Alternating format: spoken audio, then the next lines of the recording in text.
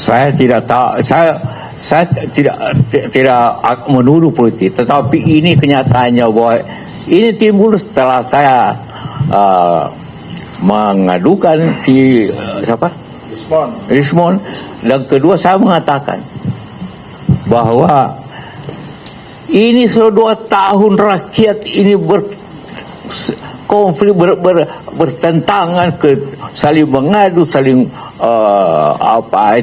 berteriak, demo. Sudahlah Pak Jokowi, sudahlah, kasihlah ijazah saja. Itu saja. Timbul lain, sensitif sekali itu ijazah. Kenapa sih? Dan saya itu asli, kenapa tidak kasih lihat? Kenapa tidak kasih lihat? Membiarkan masyarakatnya berkelahi diri sendiri, saling memaki masyarakat 2 tahun. Ini saya ingin kasih tahu sama Anda. Saya berpasangan dengan, saya wakilnya Pak Jokowi. Tapi karena sudah selesai urusan, maka kita sebuah warga negara biasa. Saya lebih tua dari dia. Jadi sebagai orang yang lebih senior, saya nasihati. Banyak yang mengatakan, apalagi Pak JK itu apa kurangnya Pak Jokowi ke Pak JK sehingga begini? Apa satu dulu Pak JK? Ada nggak? Ada satu dulu nggak? Ada nggak?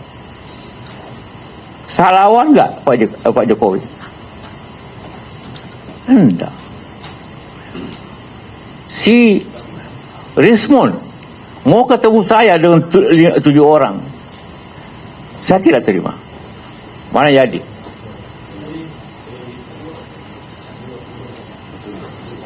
Hah? Minta waktu. Nanti dipilihkan WA-nya oleh temannya yang minta. Saya tolak. Roy Suryo mau ketemu. Saya tolak. Demi saya mau netral. Mana itu? Ini. Baca. 2 Maret, Pak. Dia mau ketemu saya dengan 7 orang.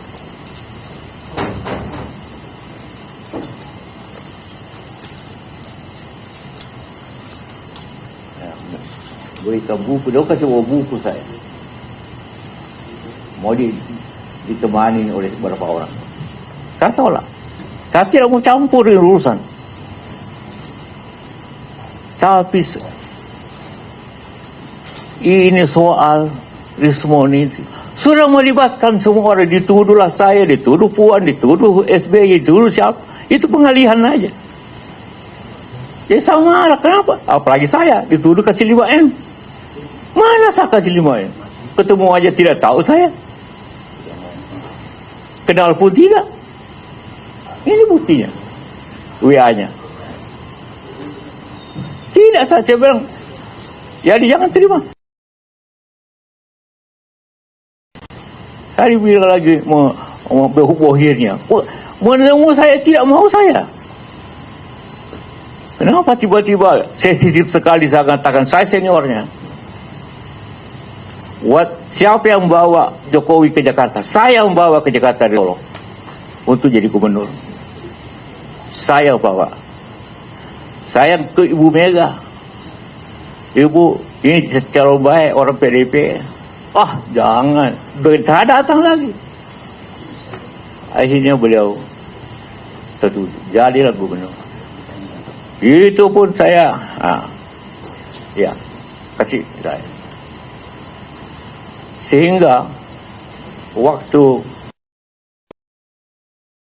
dia menang jadi gubernur, setelah ke Ibu Mega datang sama saya, ucapan terima kasih. Apa kurangnya saya coba? Saya bawa ke Jakarta. Kasih tahu semua itu termul itu. Jokowi jadi presiden karena saya. Kan tanpa gubernur mana bisa jadi presiden? Coba dia datang ke rumah ucapkan terima kasih karena Setelah ke Ibu Mega dulu sebagai baru datang sama saya. Coba. Dia jangan bilang apa SBY Jokowi, saya yang bantu Jokowi. Boleh tanya sama beliau. Kasih lihat foto ini.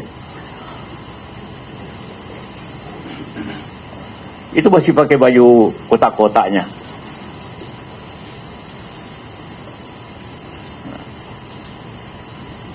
Ngerti? Dia jangan macam-macam itu hoax. Awak memang ini 2 tahun dia gubernur. Okey, silakan. Saya tidak campur. Saya tidak pernah datang waktu gubernur. Tiba-tiba jadi presiden. Saya bilanglah, belum cukup pengalaman. Jangan. Nanti rusak negeri ini.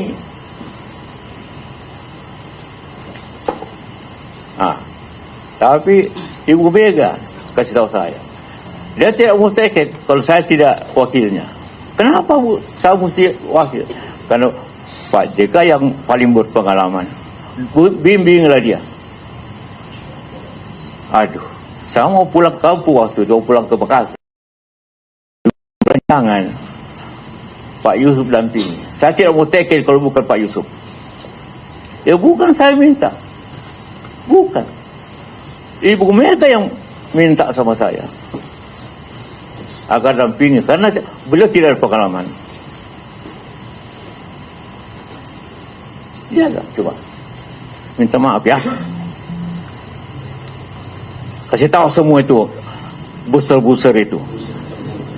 Dia tidak jadi gubernur kalau bukan saya.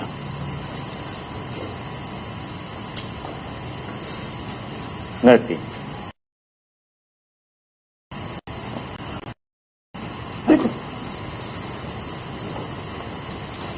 Di rumah ini di depan. Begitu pulang dihubungkan menang, datang langsung ke Mega, langsung ke saya.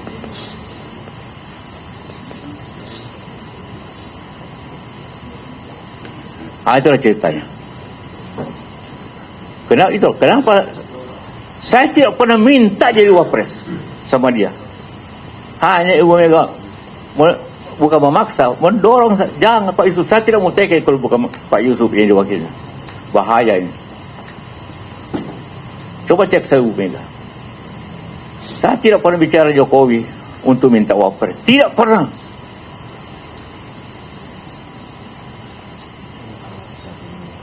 Jadi orang, kenapa tiba-tiba wapres? Iya, karena bahaya negeri ini kalau dia sudah dipilih.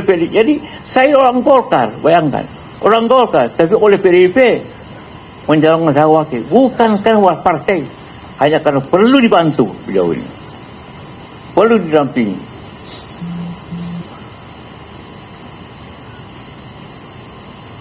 Kalau tidak rusak negeri ini. Itu pendapat Ibu Mega. Bayangkan Ibu Mega itu, dia mencalonkan, dia mengatur, tapi dia hanya hati.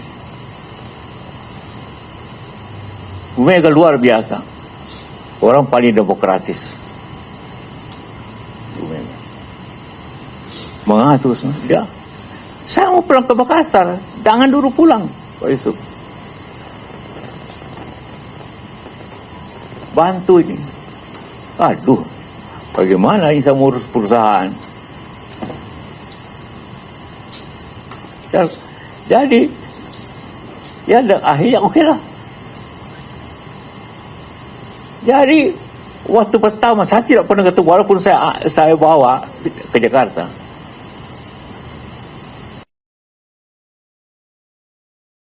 Tanya semua orang, tanya Hamid. Ini dekat di Solo. Nah, saya datang sama dia. Pak Jokowi. Ini Ibu Mega minta saya dampingi Bapak. Dia tidak bisa. Mereka tidak mau tanya. Kenapa begini? Tapi ya, demi negara saya kerjakan. Demi negara.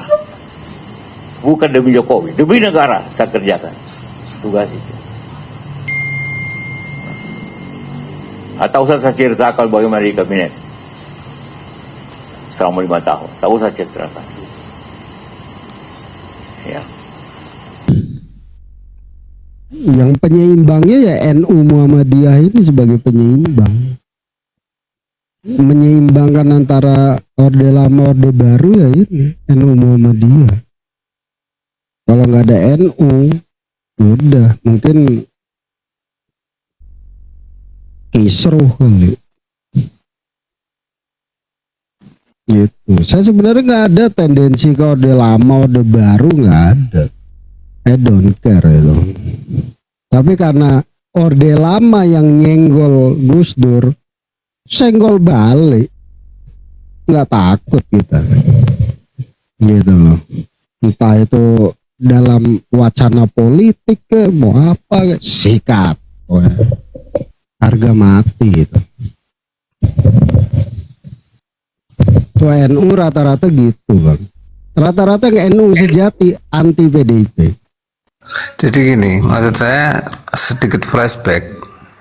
Ketika orde lama digantikan orde baru, kemudian orde reformasi hanya 1,5 tahun masa Gus Dur ya, nah, sama masa Gus Dur, lalu direbut lagi orde lama berarti gitu menurut. Iya balik lagi ke orde lama. Nah di orde lama ini tetapi kan yang menang Gus Dur, yang penengah, nggak lama nggak baru bang. Makanya kan dulu poros tengah ya dibilangnya bang. Direbut orde lama. Nah ini nuansanya kan balas dendam. Iya itu karena waktu itu kan calonnya Yusril sama Megawati. Yusril ini simbol orde baru, ya kan? Karena waktu itu dekat dengan Soeharto kan, dianggapnya. Kemudian Megawati sebagai orde lama, maka Amin Rais membuat poros tengah, maka disebut poros tengah itu bang, gitu loh. Paham kan di situ. Nah dengan menangnya Gus Dur ini menenangkan dua kubu ini bang, orde lama orde baru. Tetapi di tengah jalan dimajulkan sama orde lama, gitu. Ya. Tapi berhenti di Amin Rais dulu ya. Itu sebenarnya Amin Rais itu cuman ya, alat aja itu. Ini loh maksudnya. Dulu Amin Rais masih bawa Muhammadiyahnya dia masih bawa. Amin Rais membentuk poros tengah, menawarkan Gus Dur kan. Iya. Nah, sebenarnya dia itu menawarkan diri sendiri, tapi kok Gus Dur mau, lah kok mau Gus Dur? Enggak. Nah itu loh maksudku. Harusnya kan dengan menawarkan Gus Dur lah, janganlah karena ini takutnya suka. Amin Rais aja kan gitu ya, maksudnya harusnya itu. Ya kan, lah, kok mau? Gus Dur mau. Iya, karena Amin Rais kan dulu kan masih Muhammadiyah, bang. Yang Muhammadiyah NU kan cuma Gus Dur sama Amin Rais doang di parlemen. Lah iya, kan gitu. Enggak juga. Kalau ngelihat waktu ya bang ya, kalau ngelihat timelinenya, Amin Rais nggak bisa nyalonin karena dia sudah jadi ketua MPR bang. Oh, iya, saat itu maka dia nggak mungkin nyalonin presiden, udah nggak bisa. Jadi kalau ngelihat time waktu itu kan setelah pemilu sidang umum, terus laporan Habibie ditolak, ya kan? Ketika udah pemilu kan pembentukan DPR MPR itu, kemudian ketua umumnya kan Amin Rais, kemudian menolak laporannya Habibie sehingga Habibie nggak bisa dicalonin lagi. Maka saat itulah pemenang pemilunya PDIP gitu loh. Artinya Amin Rais sudah nggak bisa nyalonin dong, dia ketua MPR kan nggak mungkin ngerangkep ketua MPR dan presiden, atau ketua MPR jadi calon presiden yang baru dilantik ketua MPR terus nyalonin presiden, ketua MPR-nya kosong berarti kan gitu bang. Timeline-nya waktu urutan waktu. Ya maksudnya gitu loh. Kalau masalah ketua MPR kan ada wakilnya, bisa aja. Dia itu menawarkan poros tengah, bukan karena yang menang, bukan karena yang menang pemilu, tapi menawarkan poros tengah. kan gitu. Iya. Artinya poros tengah ini kan presiden udah nggak Iya. mungkin karena dia baru dilantik Iya, jadi ketua betul. MPR. iya betul itu. Tetapi kan poros tengah ini kan dibuat dari kelompok yang tidak orde lama, tidak orde baru pada masa itu ya. Makanya Ya, kan betul. Muhammadiyah yang punya andil. Akhirnya Partai Islam diajak semua itu kan.